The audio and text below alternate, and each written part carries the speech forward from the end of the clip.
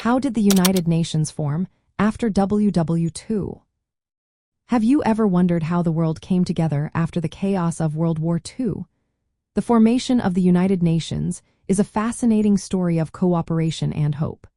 It all started during the war when the Allied powers recognized the need for a global organization to prevent future conflicts. They wanted to create a system that could address the political, economic, and social issues that led to war.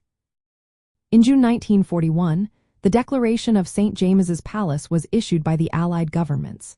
This declaration showed their commitment to fight against the Axis powers and uphold shared principles.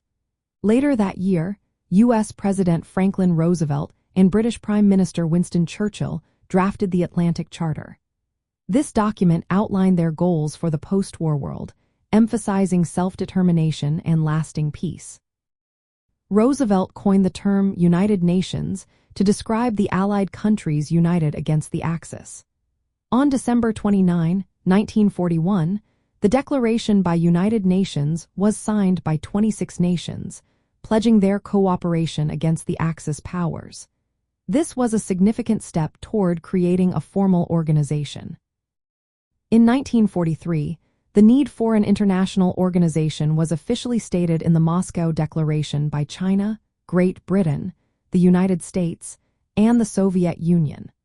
The following year, representatives from these four powers met at the Dumbarton Oaks Conference in Washington, D.C. They drafted proposals for the structure of the United Nations. They envisioned four main bodies: the General Assembly, the Security Council, the International Court of Justice, and the Secretariat. An Economic and Social Council was also included. The Security Council was designed to maintain peace, addressing a key weakness of the previous League of Nations. The framework for the United Nations was finalized at the Yalta Conference in February 1945. Allied leaders Roosevelt, Churchill, and Stalin agreed on the Security Council's voting procedures and called for a conference to draft the United Nations Charter. This conference took place in San Francisco from April to June 1945, where representatives from 50 nations debated and finalized the charter.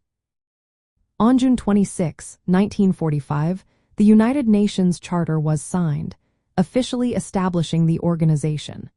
The charter came into force on October 24, 1945, a date now celebrated as United Nations Day.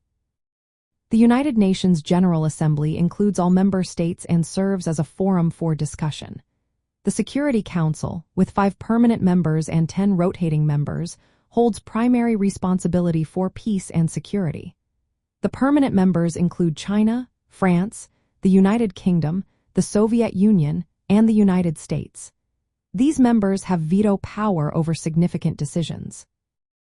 Specialized agencies such as the World Health Organization, the United Nations Children's Fund, and the United Nations Educational, Scientific, and Cultural Organization were created to address global issues beyond security.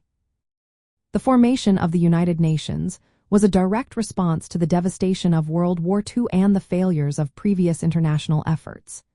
It reflected a strong desire to create a system where cooperation and collective security could reduce the risk of future wars.